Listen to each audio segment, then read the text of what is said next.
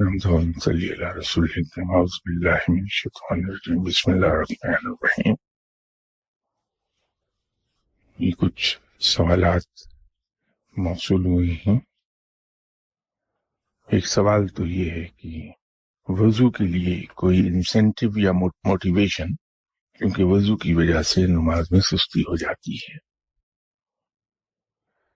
Unfortunately میرے علم میں کوئی ایسی موٹیویشن یا موٹیویٹنگ پوائنٹ یا کوئی ایسا انسینٹیو نہیں ہے کہ جس سے انسان وضو کی طرف راغب ہو سکے۔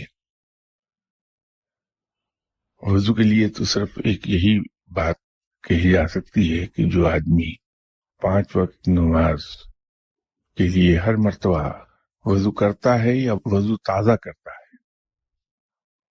تو سوائے اس کے کہ اس کے چہرے پر ایک عجیب سا نور دکھائی دیتا ہے، باقی اس کے علاوہ کوئی میں اس کی ظاہری فوائد پر بات نہیں کر پاؤں گا کہ جتنے بھی اس کے فوائد ہیں وہ انٹینجیبل ہیں۔ ٹینجیبل فائدہ کوئی نہیں میری نظر میں، سوائے اس کے کہ انسان کے چہرے پر ایک عجیب سا نور پیدا ہو جاتا ہے۔ یہ وضو سے ایک قصہ یاد آیا جو جناب حضرت خواجہ غریب نواز صاحب، آپ کے خلیفہ اول تو اقدب بختیار کاکی رحمۃ اللہ علیہ تھے، جنہیں انہوں نے اپنی زندگی ہی میں خلافت عطا فرمائی تھی، لیکن لیٹر آن طریقہ اویسیہ کے ذریعے سے ایک اور صاحب کو بھی خلافت ملی اور انہوں نے زمانے میں خوب نام پایا۔ وہ ہیں حضرت پیر مہر علی شاہ صاحب، کولوری شریف میں دفن ہیں۔ آپ جناب خواجہ غریب نواز صاحب کے خلیفہ دوئم ہیں۔ پیر مہر علی شاہ صاحب کے کچھ مرید ان کے پاس تشریف لائے تھے، نوجوان تھے، ان کے ساتھ ان کے ایک دوست بھی تھے۔ جب جانے لگے یہ نوجوان تو ان میں سے ایک نے حضرت پیر مہر علی شاہ صاحب کی خدمت میں عرض کیا کہ صاحب یہ ہمارے دوست ہیں، نماز نہیں پڑھتے، اگر آپ انہیں نماز پڑھنے کی نصیحت کر دیں تاکہ یہ نمازی ہو جائیں۔ تو پیر مہر علی شاہ صاحب نے مسکراتے ہوئے اس نوجوان سے کہا کہ کیوں بیٹا تم نماز کیوں نہیں پڑھتے؟ اس نوجوان نے کہا کہ صاحب نماز تو پڑھنے میں مجھے کوئی ہچکچاہٹ نہیں ہے، لیکن وضو نہیں کر پاتا میں، جس کی وجہ سے میری نماز رہ جاتی ہے۔ پیر مہر علی شاہ صاحب نے ایک ایسی بات کہہ دی جو شرعی لحاظ سے اور اسلام کی قواعد و ضوابط کے لحاظ سے بہت عجیب سی تھی کہ آپ نے فرمایا کہ بغیر وضو کے نماز پڑھ لیا کرو۔ ہم سب کو معلوم ہے کہ بغیر وضو کے نماز پڑھنا سخت گناہ ہے اور نماز ہوتی نہیں، لیکن پیر مہر علی شاہ صاحب نے اس نوجوان سے کہا کہ تم بغیر وضو کے نماز پڑھ لیا کرو۔ 4-6 مہینے کے بعد وہ نوجوان پھر حاضر ہوئے خدمت میں، اور ان کے ساتھ وہ بچہ بھی تھا۔ تو پیر مہر علی شاہ صاحب نے روٹین کی پلیزنٹریز کے بعد اس نوجوان سے پوچھا کہ بیٹا بغیر وضو کے نماز چل رہی ہے؟ کہا نہیں، اب تو میں الحمدللہ وضو کے ساتھ نماز پڑھتا ہوں۔ تو فرمایا کیوں وضو کیوں کرنے لگ گئے؟ کہا کہ صاحب کچھ عرصہ تو بغیر وضو کے نماز پڑھی، پھر خیال یہ آیا کہ اتنی لمبی نماز اگر میں پڑھ لیتا ہوں تو وضو تو 1.5-2 منٹ کا ہے، یہ کرنے میں کیا کباہت ہے، تو میں نماز پھر پورے صحیح طریقے سے ادا کر لوں۔ تو یوں میں نے وضو بھی کرنا شروع کر دیا۔ میں تو یہ جسارت نہیں کر سکتا کہ میں ان سوال کرنے والے صاحب یا صاحبہ کو یہ عرض کر دوں کہ آپ بغیر وضو کے نماز پڑھ لیں، یہ میری ہمت نہیں ہے، اس لیے کہ وہ کہنے والے تو پیر مہر علی شاہ صاحب تھے، کہاں وہ کہاں میں۔ لیکن یہ میں ضرور عرض کر دیتا ہوں کہ آپ ہر مرتبہ وضو کر کے دیکھیے کہ آپ کے چہرے پر کتنا نور آتا ہے۔ سوال اور ہے کہ عورتوں کے لیے فقیری کیا ہے، کیونکہ مردوں کے لیے جو روحانی تربیت صفائی اور سرو کرنے سے شروع کرائی جاتی ہے وہ تو عورتوں کے روٹین کے کام ہیں، اور عملی طور پر اسے فائنینشیل کرائسس سے بھی نہیں گزرنا پڑتا، کیونکہ اس معاملے میں ڈیپینڈنٹ ہوتی ہے، تو پھر اس کی روحانی تربیت کس طرح اس راہ میں مختلف ہوئی. یہ عجیب و غریب خیال معلوم نہیں کہ کیسے راہ پا گیا کہ عورت روحانی مدارج طے نہیں کر سکتی.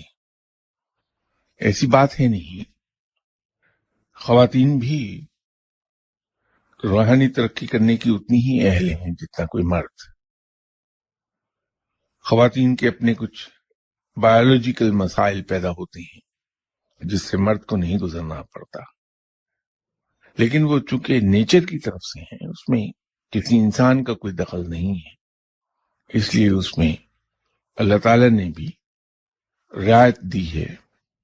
اور وہ بایولوجیکل ریزنز جو عورت کو کچھ عرصے کے لیے عبادت سے دور کر دیتے ہیں، اس پر کوئی کسی قسم کی نہ تو گرفت ہے، نہ کوئی سزا ہے، نہ کوئی اس کی پرواز میں کمی آتی ہے. البتہ خاتون کے لیے بھی صفائی اتنی ہی ضروری ہے، پاکیزگی، باوضو رہنا، یہ سب اتنا ہی ضروری ہے جتنا مرد کے لیے. لیکن ذرا خواتین کے لیے دشوار ہو جاتا ہے کہ انہیں بچوں کو پالنا پوسنا ہوتا ہے، ان کی تربیت کرنا ہے، اسی طرح گھر کے کام کرتے ہوئے چھینٹے اڑتے ہیں، کپڑوں پر پڑتے ہیں. اگر اس سلسلے میں وہ احتیاط کر لیں تو پھر اتنی ہی وہ پاکیزہ رہ سکتی ہیں، اتنی ہی باوضو رہ سکتی ہیں جتنا کہ کوئی مرد. تو ان کی پرواز میں کوئی کمی نہیں آتی. یہ اور بات ہے کہ وہ اپنی مصروفیات کی وجہ سے کہ انہیں گھر کے کام کاج کرنا ہے، اپنے شوہر کا خیال رکھنا ہے، اس کے آرام کا، اس کے کھانے کا، اس کے پینے کا، تو یہ بہت بڑی ڈسٹریکشنز پیدا ہوتی ہیں. ان کی عبادات کے اندر خلل اس سے ضرور پیدا ہوتا ہے، اور یہی وجہ ہے کہ خواتین عام طور پر اس راہ پر جا نہیں پاتی. لیکن قدرت کی طرف سے کوئی پابندی نہیں، رب تعالیٰ نے پابندی نہیں لگائی. اگر کوئی خاتون مینج کر لیتی ہے ان تمام چیزوں کو تو روحانیت کے اعلیٰ ترین مقام تک جا سکتی ہیں. ہمارے پاس ایک گلیئرنگ ایگزامپل موجود ہے، جناب حضرت بی بی رابعہ بصری، جہاں تک اس درجے تک پہنچنے کے لیے بہت سے مرد اولیاء کرام کے دل میں بھی حسرت رہی کہ اس مقام تک جب پہنچے، نہیں پہنچ پائے. چند لوگ ہی ہیں جو اس مقام تک جا سکے. خواتین بھی جا سکتی ہیں، اس میں مسئلہ نہیں ہے کوئی بھی. اور ایک جو اس سوال کے اندر ان بٹوین دا لائنز لکھا ہے، روحانیت میں اوپر جانے کے لیے فائنینشیل کرائسس سے گزرنا ضروری نہیں ہے، وہ کوئی اس کی پری ریکویزٹ نہیں ہے. وہ تو اللہ دوستی کا دعویٰ کرنے والوں کو، جو لوگ اللہ کے ساتھ دوستی کا دعویٰ کرتے ہیں، اس دعوے کو پرکھتا ہے رب تعالیٰ انسان کو مختلف قسم کی آزمائشوں سے گزار کے، جس میں جان و مال کی آزمائش بھی ہے. تو یوں انسان فائنینشیل کرائسس کا شکار ہوتا ہے کہ وہ آزمایا جاتا ہے کہ دیکھیں کس درجے کا سنسیئر ہے اپنے دعوے میں. یہ ضروری نہیں ہے کہ پہلے فائنینشیل کرائسس سے گزرا جائے پھر روحانیت کے مدارج طے کرے گا، ایسی بات نہیں ہے. سوال انہی صاحب نے یا صاحبہ نے کیا ہے کہ کیا انسان کی نیچر چینجبل ہے؟ یہاں دو سوال پیدا ہوں گے، ایک کسی چیز کا چینجبل ہونا اور دوسرا کسی چیز کا مینڈیبل ہونا. کہ انسانی فطرت کو چینج کر دیا جائے یا کسی انسانی فطرت کو ایک خاص ڈائریکشن میں ٹیم کر دیا جائے. فطرت تبدیل نہیں ہوتی، لیکن اسے ہم مختلف ایکسرسائز کے ذریعے سے ٹیم کر لیتے ہیں. ایک شخص فطرتاً کنجوس ہے، لیکن اگر وہ فقیروں اور درویشوں کی صحبت میں بیٹھتا ہے اور وہاں صبح سے رات تک ایثار اور قربانی کی مثالیں دیکھتا ہے، وہاں سخاوت کی مثالیں دیکھتا ہے، اور بخیلی سے فقیروں اور درویشوں کا دور رہنا دیکھتا ہے، تو رفتہ رفتہ اس کے اندر سخاوت کی عادات ڈیولپ ہونی شروع ہو جائیں گی، ٹیم ہو جائے گی نیچر تبدیل نہیں ہوتی، کہیں نہ کہیں اس کا اظہار ہو جائے گا کہ بندہ بنیادی طور پر کنجوس ہے، تو اسے ٹیم کیا جا سکتا ہے محنت کے ذریعے سے، تبدیل نہیں ہوتی نیچر۔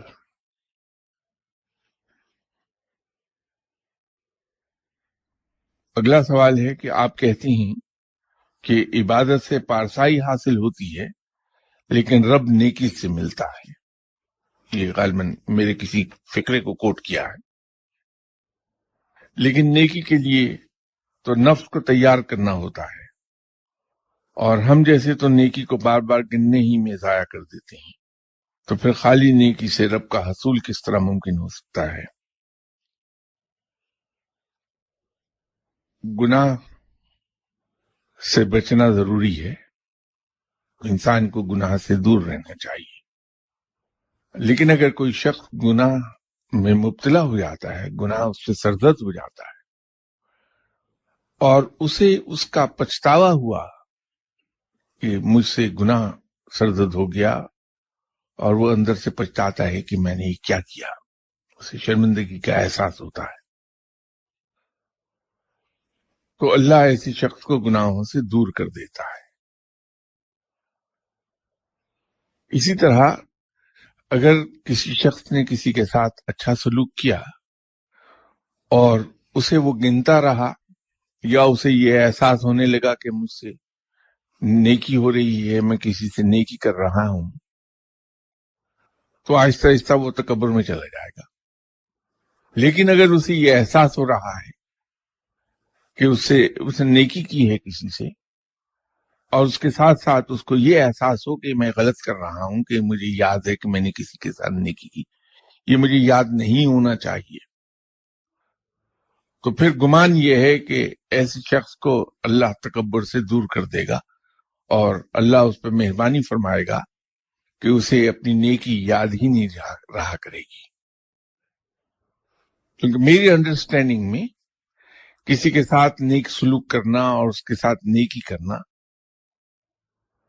شاید اتنا اہم نہ ہو جتنا کہ کسی کے ساتھ نیک سلوک کر دینے کے بعد اسے کلیتاً بھلا دینا، کہ اللہ تعالیٰ ایسی توفیق بخش دے کسی شخص کو کہ وہ اگر کسی کے ساتھ اچھا سلوک کرتا ہے، نیکی کرتا ہے، تو اس کے ذہن سے ہی محو ہو جائے کہ اس نے کسی کے لیے کچھ اچھا کام کیا تھا، قطعی طور پر محو کر دے اللہ اس کے ذہن سے۔ یہ میرے نزدیک بہت ہی خوش قسمتی کی علامت ہوگی کہ انسان نیکی کی راہوں پر چل پڑتا ہے، ہر لمحے ہر شخص کے ساتھ نیکی کرنے کے بعد وہ بھول جاتا ہے کہ مجھ سے کچھ نیکی ہوئی، گناہ یاد رہتے ہیں، انسان اسی تگدو میں لگا رہتا ہے کہ مجھ سے نیکی نہیں کوئی سرزد ہو رہی، گناہوں کا پلڑا میرا بھاری ہو رہا ہے، میں کسی طرح نیکی کر دوں۔ ہر لمحے وہ نیکی کرتا ہے دوسرے کے ساتھ اور بھلا دیتا ہے، اسے یاد ہی نہیں ہوتا کہ پچھلے لمحے میرے ہاتھوں کوئی نیکی ہوئی بھی ہے، تو ہر لمحے ایک نیکی کی تلاش میں دوڑتا رہتا ہے کہ مجھ سے ایک نیکی تو زندگی میں ہو جائے، کیونکہ باقی اپنی تمام نیکیاں بھلا بیٹھا، تو نیکی کے تعاقب میں رہتا ہے، نیکی کے موقع ڈھونڈے گا کہ کہیں مجھ سے کوئی نیکی ہو جائے، نیکی سرزد ہوگی اور ذہن سے محو ہو جائے گی، پھر کسی اور نیکی کی تلاش میں نکلے گا کہ ایک نیکی تو کر ڈالوں میں کوئی۔ تو میں اسے یہ سمجھتا ہوں کہ کسی انسان کی خوش نصیبی ہے کہ وہ نیکی کرے اور ذہن سے نکال دے، اللہ تعالیٰ ایسا کوئی سبب بنا دے کہ ذہن سے محو ہو جائے کہ مجھ سے کوئی نیکی بھی ہوئی تھی، تو اس سے وہ کئی طرح سے بچ جائے گا۔ ایک تو وہ جو میں نے عرض کیا کہ وہ نیکی کا تعاقب کرتا رہتا ہے ساری عمر، دوسرا یہ کہ وہ جو رب نے کہا کہ جو شخص کسی کے ساتھ نیکی کرے اور اسے جتا دے تو میں اس کی نیکیاں اس کے منہ پر دے مارتا ہوں، اس سے بچ جائے گا کہ نہ تو یاد رہے گا، نہ کسی کو جتائے گا، نہ کسی پر اظہار کرے گا، نہ کہیں ذکر کر پائے گا کہ میں نے کسی کے ساتھ نیکی کی، تو اس چیز سے بچ جائے گا کہ اللہ اس کی نیکیاں اس کے منہ پر دے مارے۔ تو میں یہ سمجھتا ہوں نیکی کی توفیق سے زیادہ انسان کو اللہ کے حضور یہ گڑ گڑانا چاہیے کہ یا باری تعالیٰ مجھے تو نیکی کی توفیق عطا فرما، لیکن اس سے زیادہ یہ توفیق عطا فرما کہ میری یادداشت سے محو ہو جایا کرے کہ میں نے کسی کے ساتھ نیک سلوک بھی کیا۔ میں نے ایسے لوگ دیکھے ہیں کہ اللہ کے ان لوگوں پر ایسی رحمتیں ہیں کہ وہ کسی کے ساتھ نیکی کرتے ہیں، بعد میں قسمیں کھاتے ہیں کہ میں قسم کھا سکتا ہوں میں نے کسی کے ساتھ کبھی نیک سلوک نہیں کیا، کیونکہ اللہ ان کے ذہن سے ہی محو کر دیتا ہے یہ بات۔ تو اپنی اس بات میں بھی سچے ہوتے ہیں کہ انہیں یاد ہی نہیں کہ کچھ کیا۔ اور یہ وہ لوگ ہیں جو نیکی کے انتہائی اعلیٰ مدارج پر بیٹھی روتے رہتی ہیں ہر وقت کہ یا اللہ میرا کیا بنے گا، مجھ سے اتنے گناہ ہو گئے، آج تک میں کوئی ثواب کا کام ہی نہ کر سکا، یا اللہ میں ہمیشہ تیری نافرمانی ہی کرتا رہا، ہر وہ کام کیا جس سے تو نے مجھے منع کیا۔ تو یہ پچھتاوا ہی ان کو پار کرا دیتا ہے۔ ایک بہت نیک صاحب تھے، مسجد سے ملحقہ حجرے میں رہتے تھے، اور جب سے ہوش سنبھالا تھا کبھی کوئی نماز قضا ہونا تو بہت دور کی بات ہے، جماعت بھی مس نہیں کی تھی، ہمیشہ با جماعت نماز پڑھی جب سے ہوش سنبھالا۔ تو ایک دن نامعلوم کس وجہ سے صبح کی نماز کے لیے اٹھے نہیں، آنکھ اس وقت کھلی جب سورج طلوع ہو گیا تھا، بہت زیادہ دکھی تھے کہ آج مجھ سے کیا اپنے آپ پر ظلم ہو گیا کہ میں نماز کے لیے اٹھ نہیں سکا وقت پر۔ قضا نماز تو ادا کر لی، لیکن اس کے نتیجے میں سارا دن روتے رہے اور اللہ سے گڑ گڑا کے معافی مانگتے رہے کہ یا پروردگار مجھ سے یہ کوتاہی ہو گئی کہ میں وقت پر اٹھ نہیں سکا اور میری صبح کی نماز قضا ہو گئی ہے۔ تمام دن روتے رہے۔ اگلے دن عشاء کی نماز پڑھ کے اور اپنے معمولات سے فارغ ہو کے وہ سو گئے۔ حسب دستور حجرے کا دروازہ اندر سے لاک کیا تو ابھی اذان ہوئی نہیں تھی، اس سے اذان سے بھی چند منٹ پہلے کسی صاحب نے ان کو کندھے سے ہلایا اور کہا کہ اٹھو نماز کا ٹائم ہو گیا، نماز ادا کرو۔ تو ان کی آنکھ کھلی تو دیکھا کہ ایک آدمی ان کے پاس کھڑا ہوا ہے، ان کا کندھا ہلا رہا ہے۔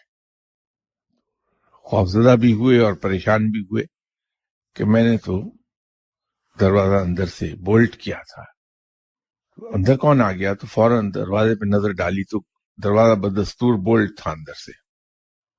تو پریشان ہوئے اور اس سے کہا کہ بھائی تم کون ہو اور اندر کیسے داخل ہوئے میرے حجرے میں جبکہ دروازہ اندر سے بند ہے؟ اس نے کہا کہ میں شیطان ہوں اور میرے لیے مکفل دروازے کوئی رکاوٹ نہیں ہے۔ تو وہ بزرگ کہنے لگے کہ تمہارا کام تو لوگوں کو نیکی سے روکنا ہے، تو یہ کیا ہوا کہ تم مجھے آج نماز کے لیے جگا رہے ہو، نیکی کے لیے آمادہ کر رہے ہو؟ تو شیطان نے کہا کہ اصل میں ہوا یہ کہ کل صبح کی نماز جو تم سے قضا ہوئی تو سارا دن تم اللہ سے معافی مانگتے رہے اور روتے رہے۔ رب کو تمہارا رونا اتنا پسند آیا ہے کہ تمہارے نامہ اعمال میں اللہ نے نماز کے عوض جو ثواب لکھنا تھا اس سے کہیں زیادہ ثواب لکھ دیا ہے۔ تو مجھے یہ گوارا نہیں کہ تمہیں اتنا ثواب مل جائے آج پھر نماز قضا کر کے، تو بہتر ہے کہ تم اتنا ہی ثواب لے لو جو نماز ادا کر کے ملتا ہے۔ تو جب انسان نیکی نہیں کر پاتا اس پہ پچھتاتا ہے، یا نیکی کر کے یہ پچھتاتا رہتا ہے کہ یا اللہ مجھ سے کم نیکی ہوئی، اس سے زیادہ میں کر سکتا تھا، مجھے کرنا چاہیے تھا، میں شرمندہ ہوں کہ نہیں کر پایا، یہ پچھتاوا ہوتا ہے تو اس کی نیکی کا اجر کئی گنا بڑھ جاتا ہے۔ اور صرف یہ احساس کہ میں نیکی کو گنتا رہتا ہوں یہ کافی ہے انسان کو نیکی کے اس مقام پر لے جانے کے لیے جہاں وہ گننا بند کر دے گا۔ تو یہ احساس کہ مجھ سے غلطی ہو رہی ہے، غلطی سے بچا لینے کا ایک ذریعہ ہوتا ہے۔ تو اگر تو سوال پوچھنے والے کے دل میں یہ احساس ہے کہ وہ اپنی نیکی کو گن کے غلطی کر رہا ہے، تو میں یقین دلاتا ہوں کہ گننا بند ہو جائے گا آپ کا، اور ایسا احساس دل میں رکھنے والا شخص جس کو گناہ کا پچھتاوا بہت شدید ہو اور نیکی کے ضائع کر دینے کا بھی پچھتاوا بہت ہو، بالآخر نیک انسان ہو جایا کرتا ہے اور نیکوں کو رب ملتا ہے۔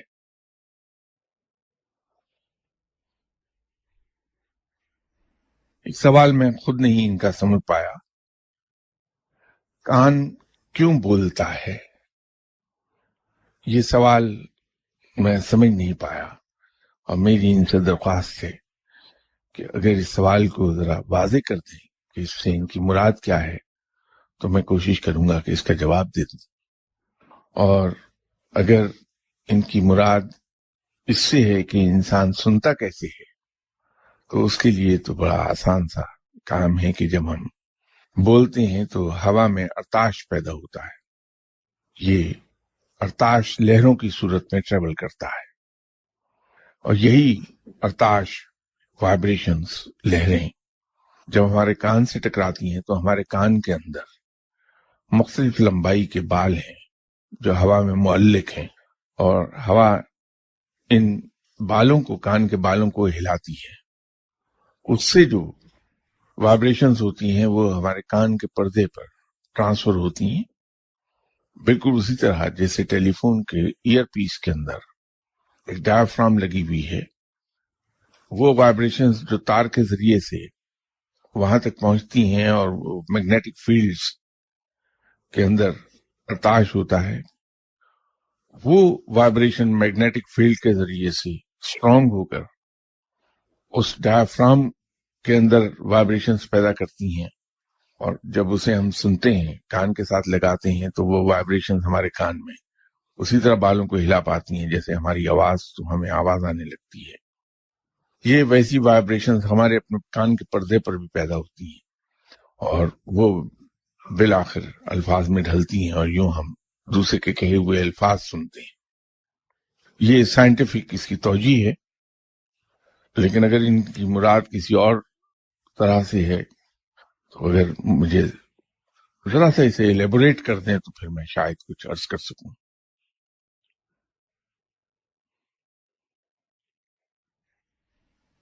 ایک اور سوال انہوں نے کیا ہے کہ نزاع کا عالم کیا ہوتا ہے، خاص کر بچوں میں۔ اصل میں نزاع کے عالم سے مراد وہ سٹیج ہوتی ہے جس میں انسان کی روح اس کے جسم کو خالی کر رہی ہوتی ہے، جسے ہم ٹرم کرتے ہیں کہ روح قبض کر لی گئی۔ روح کے جسم سے نکلنے کا تجربہ جو مجھے ہوا ہے وہ یہ ہے کہ پاؤں کے انگوٹھے سے روح نکلنا شروع ہوتی ہے، اور رفتہ رفتہ پورے پاؤں کی، پھر پنڈلیوں کی، اس کے بعد ٹانگ کے اوپر کے حصوں کی، یہ اس طرح سے روح نکلنا شروع ہوتی ہے اور سر کی طرف سے ختم ہو جاتی ہے۔ یہ جو پروسیس ہے اور اس کے اندر جو ٹائم لگتا ہے وہ عالم نزاع کہلاتا ہے۔ یہ تمام جانداروں میں یکساں ہے، چاہے وہ بچہ ہو، جوان ہو، بوڑھا ہو، یا پرندے ہوں، درندے ہوں، کچھ بھی ہوں، وہ پروسیس ایک ہی سے گزرتے ہیں۔ اگلا سوال کہ اگر روح بیمار ہو تو اس کا اثر جسم پر بھی پڑتا ہے، اور کیا جسم کی بیماری کا بھی روح پر اثر پڑتا ہے؟ اگر تو روح بیمار ہے تو اس کا اثر انسانی جسم پر بہت واضح ہوگا کہ جسم مرجھا جائے گا، جسے ہم عرف عام میں ہی کہتے ہیں کہ انسان کے باطن کا اثر اس کے چہرے پر آیا ہوا ہے۔ وہ یہی ہے کہ اگر روح بیمار ہے تو انسان کے چہرے سے ظاہر ہوگا کہ یہ انسان نیکی نہیں کر پا رہا. لیکن اگر جسم بیمار ہے تو روح کی صحت پر تو کوئی اثر مرتب نہیں ہوگا. روح تو اسی طرح توانا رہے گی، لیکن اس کا ایک اثر یہ ضرور آ جائے گا کہ انسان کی جسم کی کمزوری انسان کی عبادات اور اس کی نیکی کی کیپیسٹی جو ہے، نیکی کرنے کی کیپیسٹی، اس پر ضرور اثر انداز ہو جائے گی کہ انسان نہ تو توجہ سے عبادت کر پائے گا اپنی جسمانی کمزوری کی وجہ سے، اور نہ ہی لوگوں کے کام آ پائے گا اتنی شدت سے جتنی شدت سے وہ اسے آنا چاہیے. تو اگر کسی شخص کا جسم صحت مند ہے تو وہ بغیر تھکے عبادت کرتا رہے گا، اس کی عبادت میں کوئی خلل نہیں آئے گا، کنسنٹریشن اس کی پوری رہے گی، اور اسی طرح نیکی کے لیے بھاگ دوڑ بھی کرتا رہے گا. لیکن جسم کی بیماری روح کو بیمار نہیں کرتی ہے، بلکہ اس کے برعکس انسان کا اگر جسم بہت فربا ہے، پڑا ہوا ہے، تو اس کی اس توانائی کا خمار اسے جاگنے نہیں دے گا، عبادات کے لیے سلا دے گا. بھوک زیادہ محسوس ہوگی تو انسان کی توجہ کھانے کی طرف لگی رہے گی. انسان دوسرے کو کھلا نہیں پائے گا، اس کا اپنا ہی نفس اسے کھانے پر مجبور کرتا رہے گا، دوسرے سے دور کر دے گا. تو زیادہ پلا ہوا جسم نقصان دہ ہے روح کی تندرستی کے لیے، کیونکہ انسان نیکی سے دور ہوتا چلا جاتا ہے، وہ اس ایکسٹرا صحت کے نشے ہی میں ڈوبا رہ جاتا ہے. اس کو علامہ اقبال نے ایک بار اتفاق یہ ہو گیا، بہت ایک زمانہ پہلے، آج سے شاید 30 سال پہلے اتفاق ہوا تھا. علامہ اقبال کی ایک پرسنل ڈائری پر نظر پڑی میری، چھوٹی سی ڈائری تھی، ہاتھ سے لکھی ہوئی. اس کا جو ابتدائیہ تھا، جو اوپننگ پیج، اس کے اوپر ایک جملہ لکھا تھا: اگر تم چاہتے ہو کہ تمہارا جسم پلتا رہے تو روح کو مارنا پڑے گا، اور اگر روح کو پالنا ہے تو جسم کو مارنا پڑے گا. اسی لیے اولیاء کرام کے بارے میں 3 باتیں کہی جاتی ہیں کہ کم کھانا، کم سونا، کم بولنا شیوائے اولیاء ہے.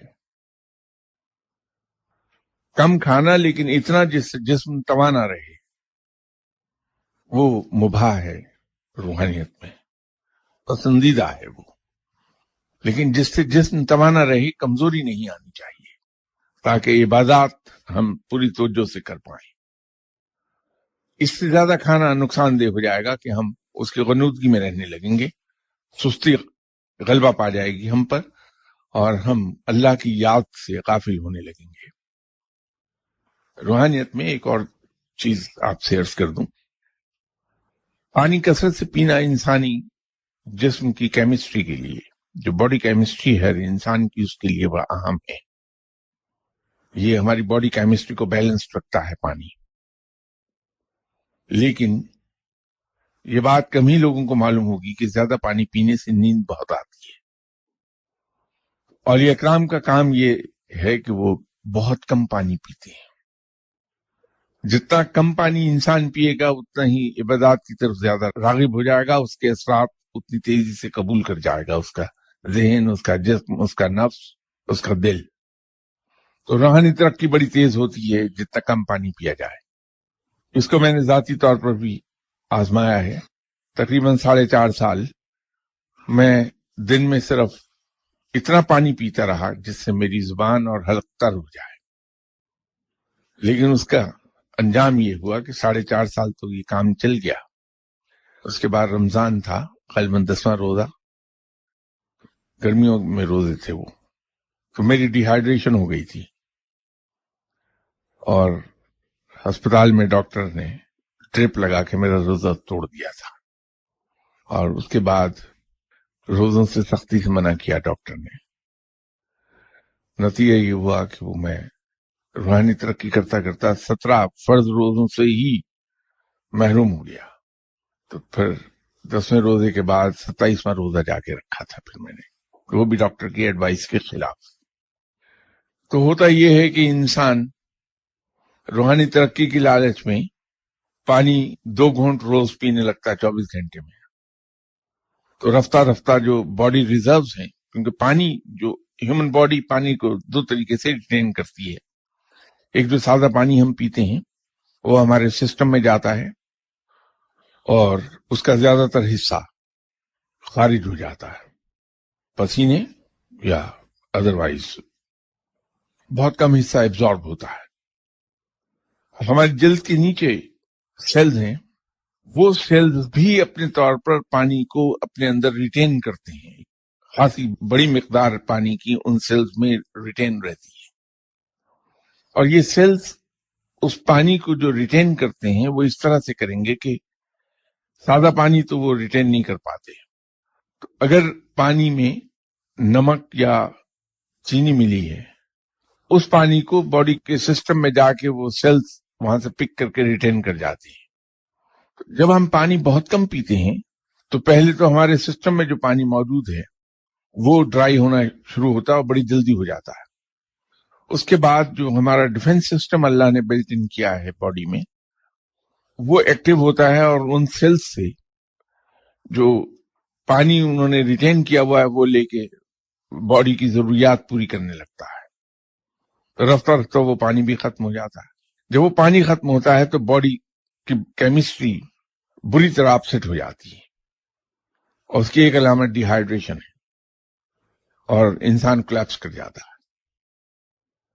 तो हम रूहानी तरक्की की लालच में पानी बहुत कम पीते हैं और जिस्म की सेहत की तरफ से गाफिल हो जाते हैं अपने उस एंथुसिज्म में कि मुझे रूहानियत में बहुत आगे जाना है। लेकिन होता यह है कि फिर फर्ज रोजों से भी महरूम हो जाता है बंदा। तो इंसान को अपने जिस्म को उतना जरूर प्रोवाइड करना चाहिए जिससे उसकी तवानाई बरकरार रहे और इबादत इंसान पूरी तवज्जो और इन्हमाक के साथ कर सके। थोड़ी देर पहले हम बुखल की बात कर रहे थे, तो अगला सवाल उनका इत्तेफाक की बात यह है कि बुखल से मुतालिक है कि बुखल का इलाज क्या है। तो मैंने अर्ज किया था कि इंसान अगर अपनी ट्रेनिंग करना शुरू कर दे, ख्वाब व सोहबत के जरिए से हो या सेल्फ सजेशंस के जरिए से।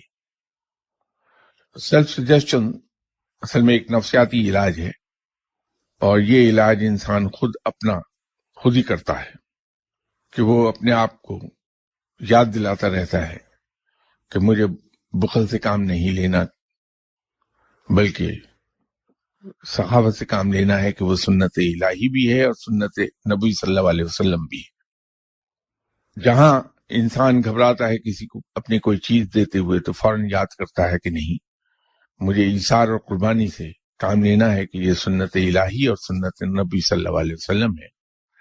जब बार बार हर वक्त अपने आप को याद दिलाता है तो कुछ अरसे में दूसरों की खिदमत करना आदत बन जाती है।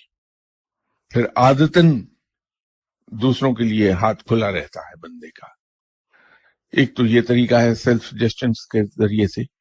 दूसरा तरीका सोहबत के जरिए से है कि अगर फुकरा और दरवेशों की सोहबत में बैठा तो वहां जो कुछ हो रहा है वो आहिस्ता आहिस्ता इंसानी फितरत पर असरअंदाज होने लगता है, और यूं इंसान बुखल से निकल के सखावत की तरफ चला जाता है।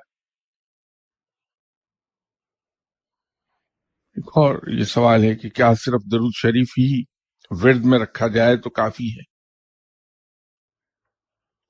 दरूद शरीफ के बारे में रवायात हैं मुख्तलिफ, और एक रवायत के मुताबिक जो भी दरूद शरीफ कहीं भी पढ़ा जाता है वो हर मंडे और हर फ्राइडे को आप सल्लल्लाहु अलैहि वसल्लम की खिदमत में फरिश्ते पेश कर देते हैं कि फलां शख्स ने आप पर दरूद सलाम भेजा है। वो आप सल्लल्लाहु अलैहि वसल्लम की खुशनुदी का बायस बनता है, और जवाब में जाहिर है वहां तो रहमत ही रहमत है, तो रहमतुल आलमीन सल्लल्लाहु अलैहि वसल्लम की तरफ से जवाबी सलाम मिलता है, और जिस पर आप सल्लल्लाहु अलैहि वसल्लम सलाम भेज दें उसकी खुशकिस्मती का अंदाजा क्या हो सकता है। एक तो ये है मामला। दूसरा, شاید روایات اور حکایات میں تو نہ ملے ایک چیز، لیکن میں اپنی طرف سے یہ عرض کر سکتا ہوں کہ درود شریف پڑھنے والے کو توجہ ضرور ملتی ہے آپ صلی اللہ علیہ وسلم کی، اور میرے نزدیک جس شخص کو آپ صلی اللہ علیہ وسلم کی توجہ حاصل ہو گئی اس کی دنیا بھی سنور گئی اور آخرت بھی۔ جس شخص پر توجہ پڑ گئی آپ صلی اللہ علیہ وسلم کی، وہ نیکی کی طرف راغب ضرور ہوگا۔ میں درود شریف کے اجر اور اس کی نیکیاں اور انعامات ان سب کی طرف تو نہیں جاتا، لیکن میں یہ ضرور آپ سے عرض کرتا ہوں کہ درود شریف پڑھنے والے کو آپ صلی اللہ علیہ وسلم کی توجہ ضرور نصیب ہوتی ہے، جو میرے نزدیک دنیا بھر کی نیکیوں سے کہیں افضل ہے۔ اگر کہیں میں نے کوئی نیکی کی ہوتی اور میرے نامہ اعمال میں ایک بھی نیکی لکھی ہوئی ہوتی کہیں، تو میں یہ کہتا کہ میں اپنی تمام نیکیوں کے عوض آپ صلی اللہ علیہ وسلم کی توجہ لینے کو تیار ہوں۔ کوئی مجھ سے تمام نیکیاں لے لے، جو کہ ہے نہیں، میں اب اس پوزیشن میں نہیں یہ آفر کرنے کی، ان تمام نیکیوں کے عوض صرف آپ صلی اللہ علیہ وسلم کی توجہ دلا دے مجھے، تو سودا مہنگا نہیں۔ تو درود شریف کا ورد کرنا بہت بڑی سعادت ہے، اس کے بارے میں کیا اور عرض کیا جا سکتا ہے۔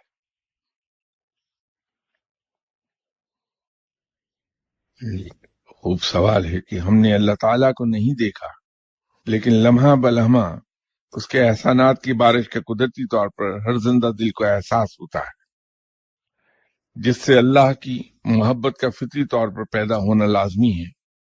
لیکن کیا حضور صلی اللہ علیہ وسلم کی محبت بھی فطری ہے؟ کیونکہ ان کے بعد آنے والوں نے انہیں نہیں دیکھا۔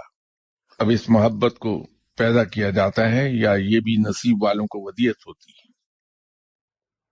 محبت دو طرح سے پیدا ہو سکتی ہے، ایک یہ کہ کوئی ہستی اسے اچھی لگے، دل کو بھا جائے، یا پھر دوسری چیز یہ ہے کہ کسی شخص کی محبت آپ کے لیے، کسی شخص کا رویہ آپ کے لیے، کسی شخص کی نیکی اور احسانات آپ کے لیے اتنے ہو جائیں کہ وہ آپ کو اچھا لگنے لگے۔ جیسے یہاں کسی نشست میں ہماری بات ہوئی تھی تو میں نے عرض یہ کیا تھا کہ محبت یکلخت نہیں ہوتی، بلکہ وہ مختلف سٹیجز میں آدمی کے دل میں راستہ بناتی ہے۔ انسان عشق تک کا سفر قدم بقدم طے کرتا ہے۔ پہلا قدم لائکنگ ہوتا ہے، پسندیدگی کسی کے لیے۔ اس پسندیدگی کی بنیاد کسی شخص کی شکل و صورت، اس کا اخلاق، اس کی عادات و اطوار، اس کی ذہنی صلاحیتیں، قابلیت یہ ہو سکتی ہے، یا کسی شخص کا ہمارے لیے اچھا سلوک، حسن سلوک ہمارے لیے پسندیدگی کا باعث بنتا ہے۔ اگر یہ پروسیس جاری رہے تو یہ لائکنگ انفیچویشن میں تبدیل ہو جاتی ہے۔ بدقسمتی سے اس لفظ کا میرے پاس اردو میں کوئی متبادل نہیں ہے، اور پھر بھی اگر یہ عمل جاری رہے تو یہ انفیچویشن محبت میں بدل جائے گی، اور اگلا مرحلہ ہوگا کہ محبت عشق میں بدل جائے گی۔ آپ صلی اللہ علیہ وسلم، ہماری بدقسمتی ہے کہ ہم اس دور میں پیدا نہیں ہوئے، بعد میں پیدا ہوئے۔ کم سے کم میں اپنے بارے میں تو کہہ سکتا ہوں کہ میں اپنے آپ کو اس لحاظ سے بد نصیب سمجھتا ہوں کہ میں آپ صلی اللہ علیہ وسلم کے زمانے میں پیدا نہ ہوا کہ میں زیارت کر لیتا۔ ہم نے آپ صلی اللہ علیہ وسلم کی زیارت تو نہیں کی، اس دور میں سے گزرے نہیں ہم، لیکن جو کچھ آپ صلی اللہ علیہ وسلم نے ہمارے سامنے نمونہ پیش کر دیا اپنی ذات کی صورت میں، وہ اور جو پیغام اللہ کا حرف بہ حرف ان تک پہنچا دیا بغیر کسی ایڈیشن اور آلٹریشن کے، اور اس کے ذریعے جو کچھ ہمیں فوائد حاصل ہوتے ہیں، جو ہماری فلاح ہوتی ہے، یہ دو ہی چیزیں کافی ہیں اس بات کے لیے کہ ہم آپ صلی اللہ علیہ وسلم کے احسان مند ہوں۔ یہ درود شریف کا قصہ بھی یہی ہے۔ آپ صلی اللہ علیہ وسلم پر تو خود رب درود و سلام بھیجتا ہے، اللہ کے فرشتے درود و سلام بھیجتے ہیں۔ مجھ جیسے گناہگار کے درود و سلام کی ضرورت نہیں ہے وہاں، لیکن اگر درود و سلام میں بھیجتا ہوں تو وہ ایکنالجمنٹ ہے اس بات کی کہ میں احسان مند ہوں آپ صلی اللہ علیہ وسلم کا، کہ آپ صلی اللہ علیہ وسلم نے اپنی ذات مبارکہ کی صورت میں میرے سامنے ایک ایسا نمونہ رکھ دیا جس پر اگر میں عمل کر لوں تو یہ دنیا بھی سمجھ جائے گی میری اور آخرت بھی سمجھ جائے گی۔ اور دوسرا احسان عظیم میرے اوپر آپ صلی اللہ علیہ وسلم کا یہ ہے کہ آپ صلی اللہ علیہ وسلم نے اللہ کا پیغام بے نہیں اسی طرح پہنچا دیا جیسا آپ صلی اللہ علیہ وسلم پر نازل ہوا تھا۔ یہ دو احسان ہیں آپ صلی اللہ علیہ وسلم کے۔ ان احسانات کی ایکنالجمنٹ کے طور پر میں درود و سلام بھیجنے کا پابند ہوں آپ صلی اللہ علیہ وسلم پر۔ یہی وہ احسانات ہیں جس کے ایکنالجمنٹ کے طور پر میرے دل میں آپ صلی اللہ علیہ وسلم کی لائکنگ پیدا ہوتی ہے، اور جب آپ صلی اللہ علیہ وسلم کی حیات طیبہ کا مطالعہ انسان کرتا ہے اور مطالعہ کرنے کے بعد اس پر عمل کرتا ہے، اس کے جو وہ فروٹ حاصل کرتا ہے، اس کے انعامات جو سمیٹتا ہے دنیا میں بھی اور آخرت میں بھی، تو وہی لائکنگ، انفیچویشن، محبت اور عشق میں تبدیل ہوتی چلی جاتی۔ جو جو آپ صلی اللہ علیہ وسلم کی اتباع انسان کرے گا تو انعامات سمیٹے گا، اور جو جو انعامات سمیٹے گا تو آپ صلی اللہ علیہ وسلم کی محبت میں مبتلا ہوتا چلا جائے گا۔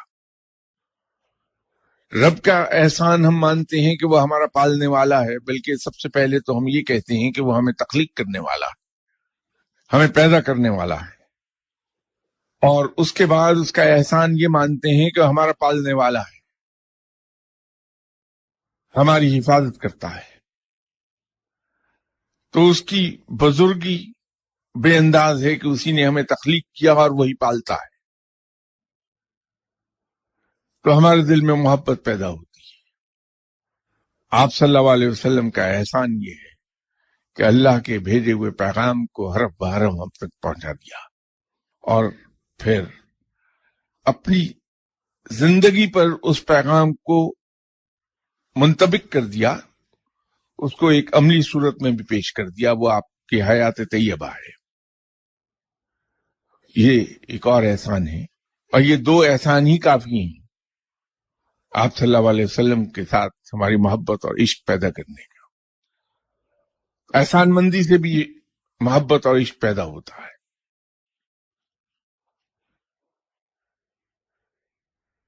ایک اور سوال یہ ہے کہ کیا ایسا ممکن ہے کہ کشف و کرامات کی منزل سے گزرے بغیر یا حاصل کیے بغیر صرف اللہ کی قربت اور دوستی حاصل کی جائے؟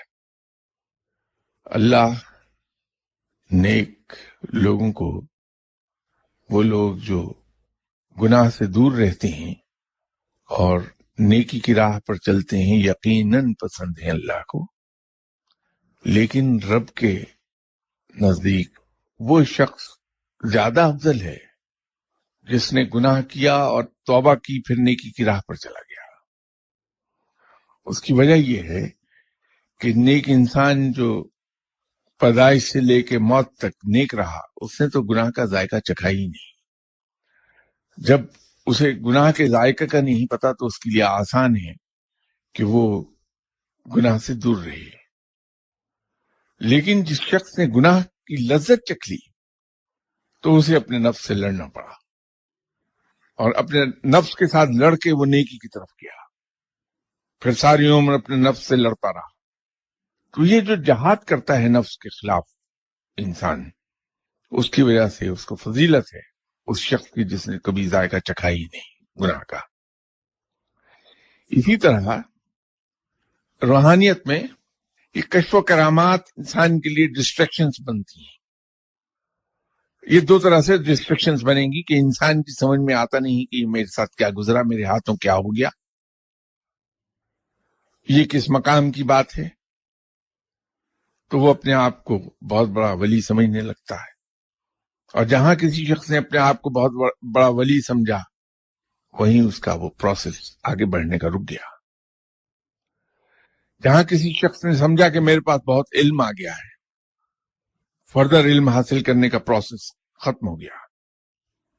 ایک تو ڈسٹریکشن یہ ہے، دوسری ڈسٹریکشن یہ پیدا ہوتی ہے وہاں کہ جب کسی انسان کے ہاتھوں کرامات سرزد ہوتی ہیں، کشف کے ذریعے وہ مختلف چیزوں کو بیان کرتا ہے لوگوں کے سامنے، تو لوگ اسے نیک سمجھنے لگتے ہیں، اس کی عزت کرنے لگتے ہیں، اسے سلام کرنے لگتے ہیں۔ تو یہ عزت اور یہ سلام اس شخص کے نفس کو پالنے میں بہت بڑا رول ادا کرتے ہیں۔ اس شخص کا نفس پھلنے پھولنے لگتا ہے، اور جہاں کسی شخص کا نفس پھلنے پھولنے لگا، وہ تباہی کی راستے پر چلا گیا۔ تو وہ ڈسٹریکشنز ہیں یہ بہت بڑی، لیکن ان ڈسٹریکشنز میں سے کوئی گزر گیا اور اس نے ادھر توجہ نہ دی، بلکہ اپنی نظر ایک بات پر رکھی کہ میری منزل اللہ کی دوستی ہے، قرب الہی ہے، اللہ کا حاصل ہونا میری منزل ہے، تو وہ جھٹکتا چلا گیا ان تمام چیزوں کو، تو وہ بڑی تیزی سے آگے چلا جائے گا۔ روحانیت حاصل ہو جاتی ہے۔ ایسے بہت سے فقیر گزرے ہیں دنیا میں جن کو کشف و کرامات حاصل نہیں ہوئے، لیکن اللہ کے دوست ہو گئے وہ۔ لیکن کیا یہ اچھا نہیں کہ انسان اپنے نفس کے ساتھ لڑتا ہوا گزرے اور وہ فضیلت پالے؟ تو کشف و کرامات ایک لحاظ سے رحمت بھی یوں بن جاتی ہیں کہ انسان ان سے بچنے کے لیے اپنے ساتھ لڑتا ہے، نفس کے ساتھ جہاد کرتا ہے، اور رفتہ رفتہ آگے بڑھتا چلا جاتا ہے۔ تو ان چیزوں سے گھبرائیے نہیں، یہ ہمارے لیے بہتری کا سامان پیدا کر دیں گے اگر ہم لڑتے چلے گئے۔ ایک سوال یہ ہے کہ کیسے پتا چلے گا کہ ہمارا اللہ کی طرف جھکاؤ کس حد تک فیئر اور جینوائن ہے، یا صرف یہ ہماری وقتی نفسانی لذت ہے؟ یہ جن صاحب نے بھی سوال پوچھا ہے، میرے خیال میں روحانی طور پر کافی آگے گئے ہوئے ہیں کہ انہوں نے اپنی ذات کا یہ سوال اٹھا لیا کہ یہ جو میرا جھکاؤ اور اللہ کی طرف رغبت یہ فیئر ہے بھی یا نہیں، یہ وہی آدمی سوال اٹھائے گا جو روحانیت میں کافی آگے چلا گیا ہو۔ جب تک انسان یہ سمجھتا رہا کہ جو میں رب کی طرف راغب ہوتا ہوں، اس کی طرف جھکتا ہوں، کہیں یہ ریاکاری تو نہیں، کہیں یہ دکھاوے کی بات تو نہیں، تو سمجھ لیجئے کہ اس شخص کی ترقی بہت تیز ہوگی۔ وہ اسی خوف سے مرتا رہے گا کہ کہیں میں دکھاوے اور ریاکاری میں تو نہیں چلا گیا۔ یہ جو میرا جھکاؤ ہے، جو میری نیکی کی راہ ہے، میں جو لوگوں کے لیے کچھ کرتا ہوں، کہیں ایسا تو نہیں کہ ڈیپ ڈاؤن میرے اندر یہ چیز ہو کہ لوگ مجھے اچھا کہیں، یہ ریاکاری ہو جائے گی۔ شیطان مجھے ادھر کو دھکیل رہا ہے کہ تم تو اچھا کہلاؤ گے، اس لیے لوگوں کے ساتھ نیکی کرو، تو اور زیادہ محتاط ہوگا یہ بات سوچ کے، اور زیادہ پوشیدہ رکھے گا چیزوں کو۔ اسی طرح اپنی عبادات کے بارے میں اگر کوئی شخص ہمیشہ مشکوک رہا کہ کہیں ایسا تو نہیں ہے کہ میں لوگوں کو دکھاوے کے لیے عبادات میں جا رہا ہوں کہ لوگ مجھے دیکھ کے کہیں کہ بہت عبادت گزار ہے، میری عزت کریں، تو اگر وہ اسی ڈر اور خوف میں مبتلا رہا کہ کہیں یہ میں دکھاوے کی عبادت تو نہیں کر رہا، تو دن بدن اس کی عبادت اخلاص سے پر ہوتی جائے گی۔ وہ نیک ہوتے ہوئے بھی اللہ کے حضور گر گڑاتا رہے گا ہر وقت کہ یا باری تعالیٰ میں نیکی کی طرف آ نہیں سکا، مجھے نیکی کی توفیق بخش دے۔ یہ اس کی ترقی بڑی تیزی سے یہ بات کر دے گی۔ روحانیت کے اندر کوئی بنیادی شرائط ہوتی ہیں۔ ایک بنیادی چیز یہ ہے کہ جس شخص نے یہ انتظار کیا کہ مجھے کچھ ملا ہے یا نہیں ملا، تو یقین رکھیے کہ اس شخص کو کبھی کچھ نہ ملا۔ جس شخص نے یہ سوچا کہ میں کہیں آگے بڑھ رہا ہوں یا نہیں، کوئی راستہ طے بھی کر رہا ہوں یا نہیں، وہ کبھی کوئی راستہ طے نہ کر سکا، پتھر کی طرح اسی جگہ پڑا رہ گیا۔ اس کے ساتھ ہی ساتھ جس نے یہ سوچا کہ میں بہت آگے آ گیا تو تکبر میں چلا گیا، سب کچھ کھو دیا۔ یہ تلوار کی دھار پر چلنا ہے، ایسا کڑا راستہ ہے کہ تلوار کی دھار پر چلنا تو شاید آسان ہو، لیکن اس راہ پہ چلنا بہت دشوار ہے۔ لوگ تانے دیتے ہیں، مذاق اڑاتے ہیں اس کو عبادت کرتے دیکھ کے۔ انسان بدل ہوتا ہے، پھر اپنے آپ کو سمجھاتا ہے کہ مجھے دنیا سے کیا لینا ہے، کوئی کچھ کہتا رہے مجھے کیا فرق پڑتا ہے۔ اس تضحیق کو بڑی خندہ پیشانی سے لیتا ہے، اس استہزاء کو بڑی خندہ پیشانی سے لیتا ہے۔ اللہ تعالیٰ مجھے اور آپ سب کو نیکی کی توفیق عطا فرمائے۔